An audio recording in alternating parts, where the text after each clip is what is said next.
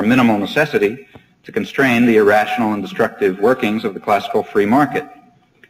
Nor did Humboldt understand in 1790 that capitalist economic relations perpetuated a form of bondage which, long before that, in fact, as early as 1767, Simon Languet had declared to be even worse than slavery, writing, "It is the impossibility of living by any other means that compels our farm laborers to till the soil, whose fruits they will not eat, and our masons to construct buildings in which they will not live. It is want that drags them to those markets where they await masters who will do them the kindness of buying them. It is want that compels them to go down on their knees to the rich man in order to get from him permission to enrich him. What effective gain has the suppression of slavery brought him? He's free, you say. That is his misfortune. These men, it is said, have no master. They have one, and the most terrible, the most imperious of masters, that is need. It is this that reduces them to the most cruel dependence." And if there is something degrading to human nature in the idea of bondage, as every spokesman for the Enlightenment would insist, then it would follow that a new emancipation must be awaited, what Fourier referred to as the third and last emancipatory phase of history, the first having made serfs out of slaves, the second wage earners out of serfs, and the third which will transform the proletariat to free men by eliminating the commodity character of labor, ending wage slavery, and bringing the commercial, industrial, and financial institutions under democratic control. These are all things that Humboldt in his classical liberal doctrine did not express and didn't see, but I think he might have accepted these conclusions. He does, for example, agree that state intervention in social life is legitimate if freedom would destroy the very conditions without which not only freedom but even existence itself would be inconceivable, which are precisely the circumstances that arise in an unconstrained capitalist economy. And he does, as in the remarks that I quoted, vigorously condemn the alienation of labor. In any event, his criticism of bureaucracy and the autocratic state stands as a very eloquent forewarning of some of the most dismal aspects of modern history. And the important point is that the basis of his critique is applicable to a far broader range of coercive institutions than he imagined, in particular to the institutions of industrial capitalism. Though he expresses a classical liberal doctrine, Humboldt is no primitive individualist in the style of, for example, Rousseau. So Rousseau extols the savage who lives within himself, but Humboldt's vision is entirely different. He sums up his remarks as follows. He says, "The whole tenor of the ideas and arguments unfolded in this essay might fairly be reduced to this, that while they would break all fetters in human society, they would attempt to find as many new social bonds as possible. The isolated man is no more able to develop than the one who is fettered."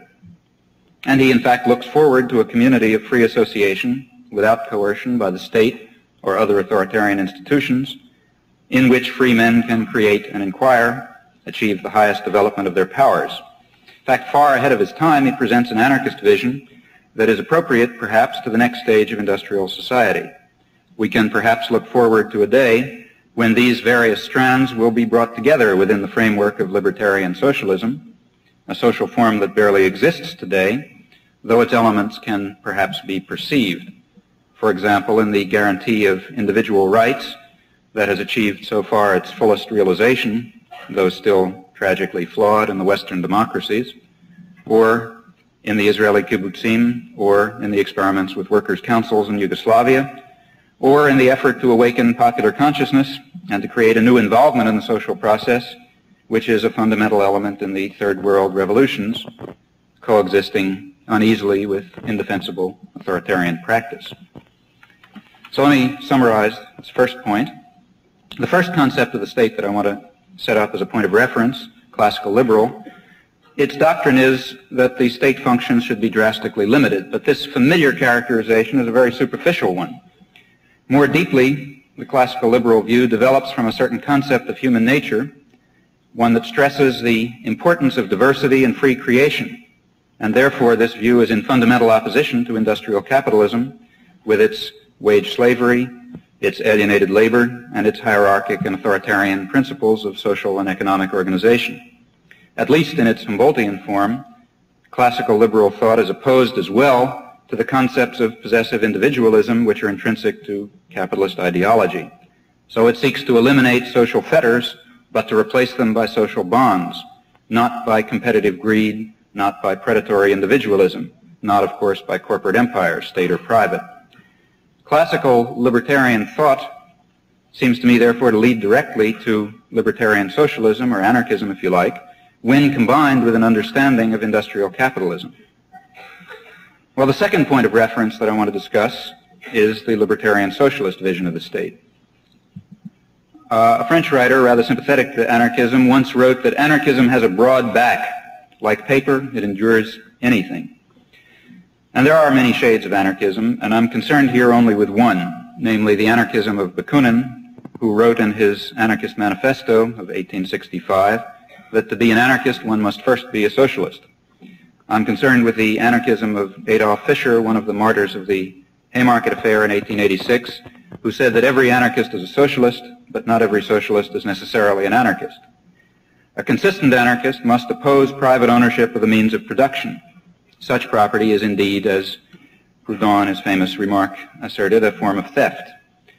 But a consistent anarchist will also oppose the organization of production by government. I'm quoting. It means state socialism, the command of the state officials over production and the command of managers, scientists, shop officials in the shop. The goal of the working class is liberation from exploitation, and this goal is not reached and cannot be reached by a new directing and governing class substituting itself for the bourgeoisie. It is only realized by the workers themselves being master over production by some form of workers' councils. These remarks, it happens, are quoted from the left-wing Marxist Anton Pannekoek, and in fact, radical Marxism, what Lenin once called infantile ultra-leftism, merges with anarchist currents. This is an important point, I think, and let me give one further illustration of this convergence between left-wing Marxism and socialist anarchism. Consider the following characterization of revolutionary socialism. The revolutionary socialist denies that state ownership can end in anything other than a bureaucratic despotism. We have seen why the state cannot democratically control industry. Industry can only be democratically owned and controlled by the workers electing directly from their own ranks industrial administrative committees. Socialism will be fundamentally an industrial system. Its constituencies will be of an industrial character. Thus, those carrying on the social activity and industries of society will be directly represented in the local and central councils of social administration. In this way, the powers of such delegates will flow upwards from those carrying on the work and conversant with the needs of the community. When the Central Administrative Industrial Committee meets, it will represent every phase of social activity. Hence, the capitalist political or geographical state will be replaced by the Industrial Administrative Committee of Socialism. The transition from one social system to the other will be the social revolution. The political state throughout history has meant the government of men by ruling classes. The Republic of Socialism will be the government of industry administered on behalf of the whole community. The former meant the economic and political subjection of the many. The latter will mean the economic freedom of all. It will be, therefore, a true democracy. These remarks are taken from a book called The State, Its Origins and Function, written by William Paul in early 1917, just prior to Lenin's State and Revolution, which is his most libertarian work. William Paul was one of the founders of the British Communist Party, later the editor of the British Communist Party Journal. And it's interesting that his critique of state socialism resembles very closely, I think, the libertarian doctrine of the anarchists, in particular in its principle that the state must disappear to be replaced by the industrial organization of society in the course of the social revolution itself. Proudhon in 1851 wrote that what we put in place of the government is industrial organization, and many, many similar comments can be cited. That, in a sense, is the fundamental idea of anarchist revolutionaries.